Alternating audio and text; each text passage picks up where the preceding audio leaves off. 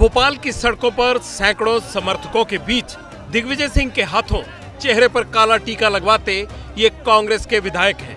नाम है फूल सिंह बरैया।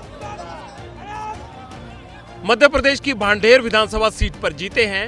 वैसे चुनाव जीतने के बाद लोग लाल रंग का विजयी तिलक लगाते हैं, रैली निकालते हैं।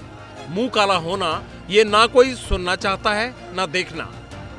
फिर भी फूल सिंह बरैया ने ऐसा क्यों किया, ये बताने से पहले काला रंग लगवाने के दौरान उनकी दिग्विजय सिंह से हुई बातचीत सुन लीजिए। आप अपने वचन के पक्के हैं, लेकिन आपने जो कहा था वो तो सही निकला।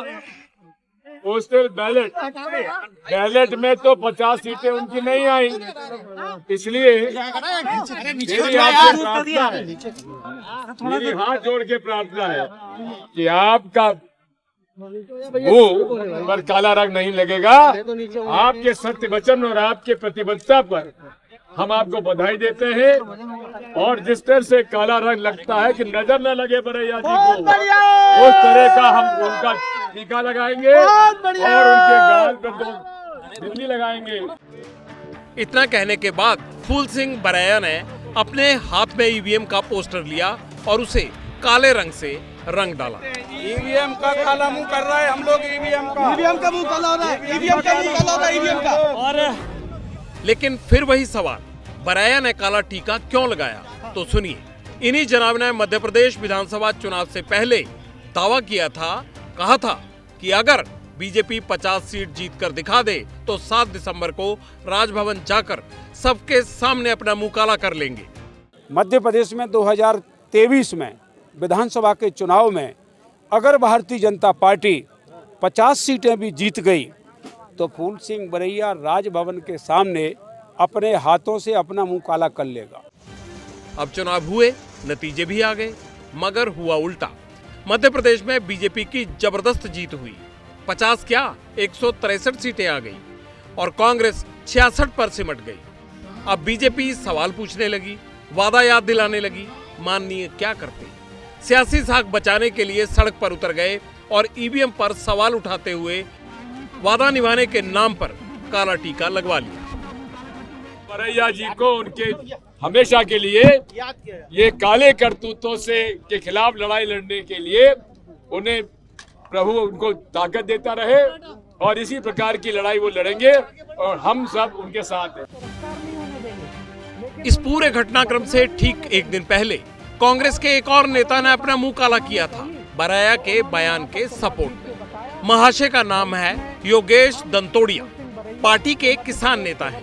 ग्वालियर में कैमरों के सामने अपने चेहरे पर कालिख लगाई और बीजेपी को खरी खोटी सुनाई।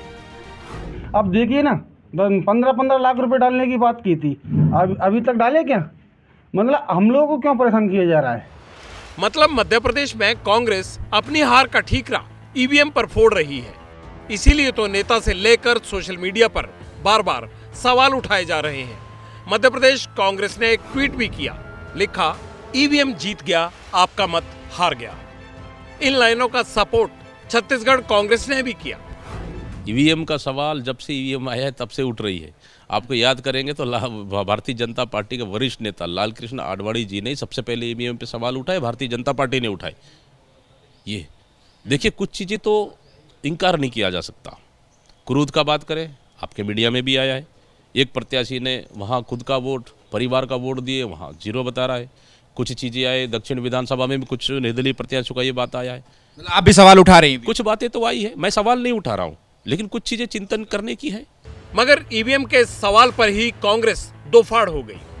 जो दिग्विजय सिंह बैलेट पेपर पर चुनाव कराने के पक्ष में हैं, उन्हीं के भाई और पार्टी के सीनियर लीडर लक्ष्मण सिंह नेताओं को आत्मचिंतन की नसीहत दे रहे हैं। ईवीएम कब तक करते रहेंगे? कोई सुनने वाला नहीं है आपका। दूसरा, अगर ईवीएम में प्रॉब्लम थी तो कोर्ट में क्यों नहीं गए? कोर्ट में जाइए, अभी जाइए, चलिए नीचे जाके ग्रास रूट पे आप काम करिए। दिल्ली की दौड़ बंद करिए। दिल्ली की दौड़ में कुछ नहीं रखा है। अभी भी हम उम्मीद कर रहे थे कि हमारे पार्टी के सब सीनियर लोग बैठ के एक एक विधानसभा पे डिस्कस करेंगे। 1 घंटे बैठे, सब गायब।